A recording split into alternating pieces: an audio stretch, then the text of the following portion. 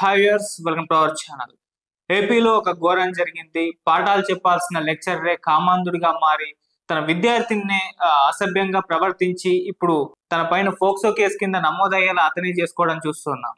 So ఇది అనకాపల్లిలో జరిగింది. అనకాపల్లిలో ప్రభుత్వ జూనియర్ మహిళా కళాశాలలో చదువుతున్న ఒక 17 ఏళ్ల విద్యార్థిని పైన కెమిస్ట్రీ లెక్చరర్ అసభ్య రీతిలో ప్రవర్తించాడు. సో అందుకు సంబంధించి ఆ అమ్మాయి పేరెంట్స్ పరవాడ పోలీస్ స్టేషన్ లో కంప్లైంట్ ఇవ్వడం వలన ఇప్పుడు అతని పైన పోక్సో కేసు కింద నమోదు చేశారు. అతన్ని అరెస్ట్ చేశారు.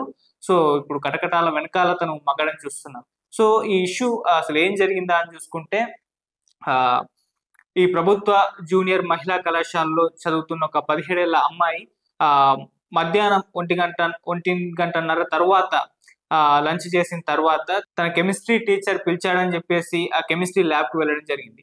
అయితే కెమిస్ట్రీ ల్యాబ్ కు వెళ్ళిన తర్వాత ఆ టీచర్ ఎవరైతే ఉన్నారో అతను ఏదో ఎగ్జామ్ పేపర్ టెక్స్ట్ చేస్తున్నట్టు దాన్ని చూస్తున్నట్టుగా యాక్ట్ చేసేసి ఆ అమ్మాయి నడుం పైన, చెస్ట్ పైన, ఛాతి పైన చేతులేస్తూ అసభ్యకరంగా ప్రవర్తించాడు, ఇబ్బంది పెట్టాడు, లైంగికంగా వేధించడం జరిగింది. సో దీంతో వెంటనే ఆ అమ్మాయి కూడా అక్కడ నుంచి పారిపోయింది. తర్వాత ఇంటికి వెళ్ళింది, వాళ్ళ ఇంట్లో ఉన్న పేరెంట్స్ కి ఇన్ఫార్మ్ చేసింది. ఈ విధంగా నాకు కాలేజ్ లో జరిగిందని చెప్పేసి తన కెమిస్ట్రీ టీచర్ తనతో ఈ విధంగా ప్రవర్తించాడని చెప్పేసి వాళ్ళ పేరెంట్స్ కి అయితే చెప్పడం జరిగింది. వెంటనే పేరెంట్స్ కూడా అలర్ట్ అయిపోయారు, పరవాడ పోలీస్ స్టేషన్ లోకి వెళ్ళారు, ఇన్ఫార్మ్ చేశారు. సో ఇది జరిగిందని చెప్పేసి కంప్లైంట్ చేశారు.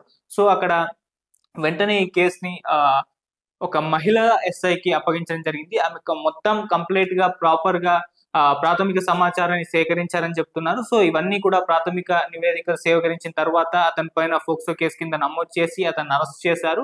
ఇప్పుడు కస్టడీ కూడా అప్పగించినట్టుగా తెలుస్తుంది. అలా లెక్చరర్ తన తోటి విద్యార్థిని తో ఈ విధంగా ప్రవర్తించి అయితే ఇప్పుడు జైలు పాలవ్వడం జరిగింది. సో ఈ మధ్య కాలంలో ఈ పోక్సో కేసులో ఎక్కువగా నమోదవ్వడం చూస్తూ వస్తున్నాం. అంటే మైనర్ లని రక్షించడానికే ఈ పోక్సో చట్టాన్ని తీసుకొచ్చారు. సో ఎంతో మంది మైనర్ బాలికలు ఈ విధంగా కొంతమంది కామాంధుల చేత ఇబ్బందులు పడడం జరిగింది. సో వాటి నుంచి రక్షించడానికి చట్టాన్ని తీసుకొచ్చారు.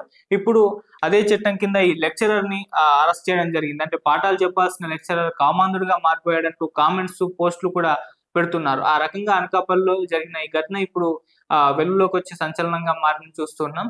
సో ఇక్కడ వెంటనే ఆ అమ్మాయిని కూడా అప్రిషియేట్ చేయడం జరిగింది పోలీస్ స్టేషన్ లో సిఐ కూడా. ఎందుకు అంటే ఇంత తొందరగా కంప్లైంట్ ఇచ్చారు. ఇక పోలీసులు కూడా మాట్లాడుతూ దీని పట్ల తొందరగానే రియాక్ట్ అయ్యాము, తొందరగానే అతన్ని అరెస్ట్ చేసి కస్టడీలో కూడా తీసుకున్నామని చెప్పేసి మాట్లాడడం జరిగింది. అండ్ అమ్మాయి పేరెంట్స్ ని కూడా అప్రిషియేట్ చేయడం జరిగింది. ఎందుకంటే ఇది ఆగస్టు 23న జరిగింది. సో ఆగస్టు 24న పోలీసులు అతని పైన యాక్షన్ తీసుకున్నారు. సో ఇంత తొందరగా ఆ అమ్మాయి రియాక్ట్ అయ్యి వాళ్ళ పేరెంట్స్ కి చెప్పడం, పేరెంట్స్ కూడా రియాక్ట్ అయ్యి పోలీసుల దగ్గరకు వచ్చేసి ఇలా జరిగిందని చెప్పేసి చెప్పడం.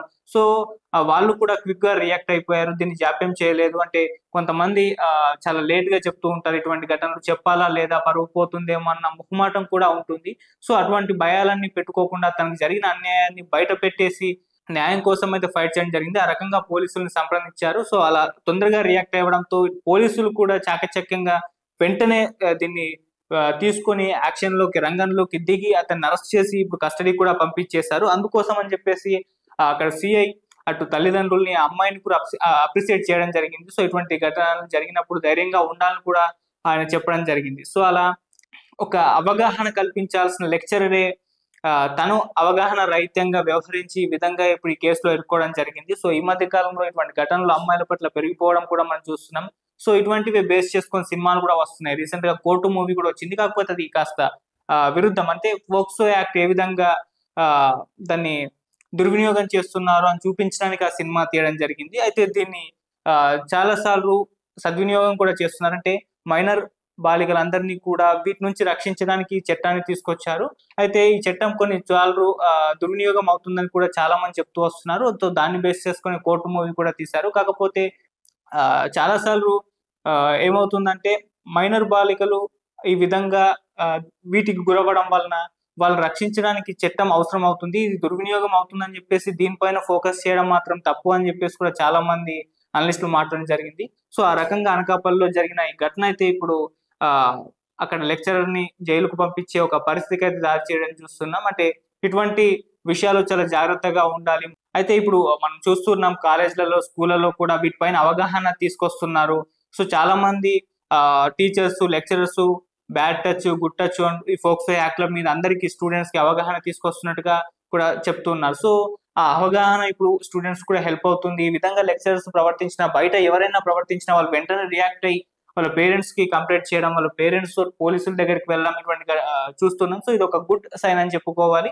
సో మరి ఒక లెక్చరర్ తను అవగాహన కల్పించాల్సింది పోయి తనే ఈ విధంగా ప్రవర్తించడం అనేది చూస్తూ వస్తున్నాం. ఏదేమైనా ఇప్పుడు వెంటనే ఇది పట్టాలెక్కడం, అతన్ని అరెస్ట్ చేయడం, కస్టడీలోకి పంపించడం అదంతా కూడా చూస్తున్నాం. సో తర్వాత నెక్స్ట్ ప్రాసెస్ ఏ విధంగా ఉంటుందో చూడాలి. మరి ఇది ఎంతవరకు వెళ్తుంది, అతనికి ఎటువంటి శిక్షలు పడతాయని చెప్పేసి మనమైతే వెయిట్ చేసి చూడాలి. సో ఇదొక ఇటువంటి ఘటనలనైతే కొన్ని ఎగ్జాంపుల్స్ గా నిలుస్తాయి. అంటే ఫోక్సో యాక్ట్ కింద అవగాహన వస్తుంది, ఇటువంటి ఇంకోసారి రిపీట్ కాకుండా ఇది ఎగ్జాంపుల్ గా నిలుస్తుందని కూడా అంటున్నారు. మరి చూద్దాం ఈ కేసు ఎక్కడి వరకు వెళ్తుందో. Thank you so much.